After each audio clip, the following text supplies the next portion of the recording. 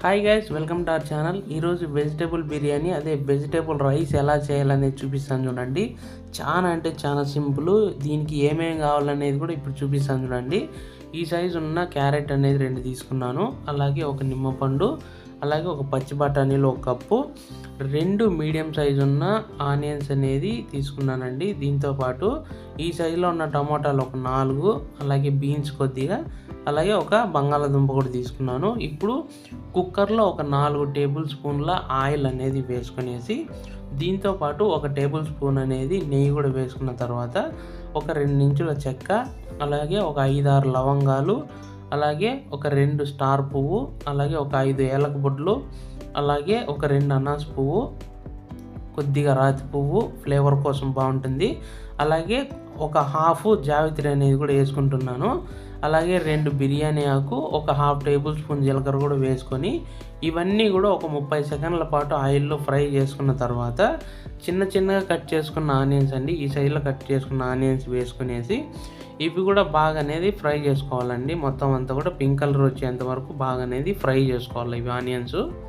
ఓకేనా. తర్వాత కొద్దిగా మీకు ఇష్టం ఉంటే కొద్దిగా కరివేపాకు కూడా యాడ్ చేసుకునేసి, అలాగే దీంతోపాటు ఇవి ఆనియన్స్ బాగా వేగిన తర్వాత ఒక 1.5 టేబుల్ స్పూన్ అనేది అల్లం వెల్లుల్లి పేస్ట్ వేసుకునేసి ఇది పచ్చివాసన పోయేంత వరకు వేయించుకునేసి, కొద్దిగా కొత్తిమీర, అలాగే కొద్దిగా పుదీనా వేసుకునేసి బాగా ఫ్రై చేసుకున్నాక దీంట్లోనే ఒక 5-6 పచ్చిమిర్చి కూడా వేసుకునేసి వీటన్నిటిని కూడా బాగా అనేది ఫ్రై చేసుకోవాలండి.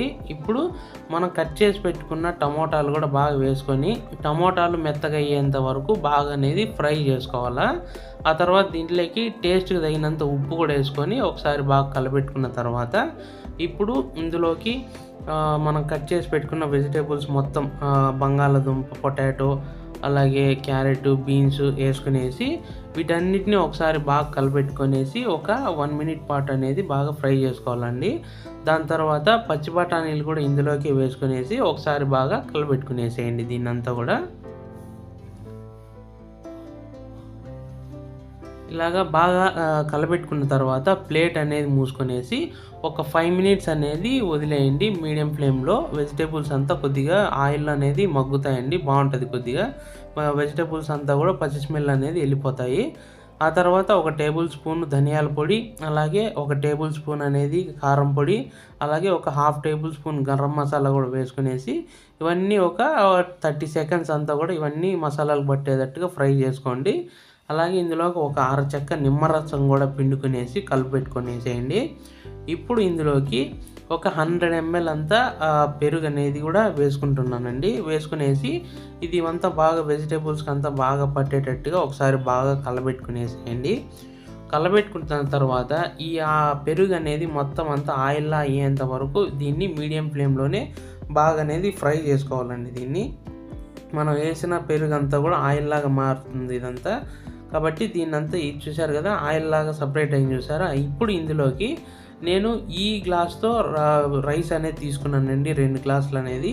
సో ఈ గ్లాస్తోనే మనం వాటర్ కూడా మనం తీసుకోవాలా. సో ఇప్పుడు మనం కడిగి పెట్టుకొని ఒక హాఫ్ అన్ అవర్ నానబెట్టుకున్న రైస్ అనేది ఇందులోకి మొత్తం అంతా కూడా వేసేసుకోవాలా.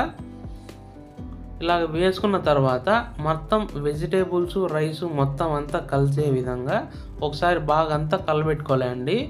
ఈ రైస్ను కూడా ఒక 1 or 2 మినిట్స్ అనేది ఇలాగే ఫ్రై చేసుకోవాలండి. ఈ ఆయిల్లోనే వెజిటేబుల్తో బాగా అనేది ఫ్రై చేసుకున్న తర్వాత మన హాట్ వాటర్ అనేది మనం 2 గ్లాసులు అనేది రైస్ తీసుకున్నాం కాబట్టి 4 గ్లాసులు అనేది వాటర్ పోసుకునేసి మంట అనేది హై ఫ్లేమ్లోకి షిఫ్ట్ చేసుకునేసి ఇంతవరకు వచ్చేంత వరకు పెట్టుకునేసేయాలండి. ఇప్పుడు దీన్ని మొత్తం అంతా ఒకసారి బాగా కలపెట్టుకునేసి కింద నుండి పై వరకు అంతా కూడా వెజిటేబుల్స్ అంతా మొత్తం రైస్లోకి ఈవెన్గా కలుసుకునే విధంగా ఒకసారి కలిపేసి మంట అనేది లో ఫ్లేమ్లోకి తగ్గించేసి దీన్ని ఒకసారి మూత అనేది మూసేసిన తర్వాత 10 మినిట్స్ అనేది వదిలేసేయండి. 10 మినిట్స్ తర్వాత గ్యాస్ అనేది ఆఫ్ చేసేసి ఇంకొక 10 మినిట్స్ అనేది అలాగే వదిలేసేయండి. వెంటనే ఓపెన్ చేయకుండా మన బిర్యానీ అనేది బాగా రెడీ అయిపోతుంది.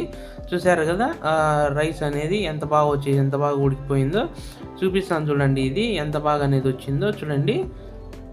మొత్తం అంతా కూడా ఈవెన్‌గా ఉడికిపోతుంది మొత్తం. అంత పొడి పొడిగా చాలా టేస్టీగా స్మెల్ అయితే సూపర్‌గా ఉంటుంది. స్మెల్ చానా అంటే చానా మన ఇల్లు దాటి కూడా వెళ్తుంది. అంత బాగా స్మెల్ అనేది వస్తుంది. మెతుకులు కూడా అతుక్కోకుండా చానా అంటే చానా బాగొస్తదండి పొడి పొడిగా రైస్ అంతా కూడా. దీన్ని మనము వేడిగా తినేసి దీంట్లోకి మనం రైతాతో గానీ, లేదా ఏదైనా గుత్తొంకాయతో గానీ ఇలాగా సర్వ్ చేసుకొని తింటే చాలా టేస్టీగా ఉంటదండి. మీకు ఈ రెసిపీ నచ్చినట్టయితే దయచేసి సబ్స్క్రైబ్ చేసుకోండి. మన ఛానల్‌ని చాలా వరకు 95% వరకు అన్‌సబ్స్క్రైబర్లే చూస్తా ఉన్నారు. సో, దయచేసి సబ్స్క్రైబ్ చేసుకొని చూడండి. Thank you.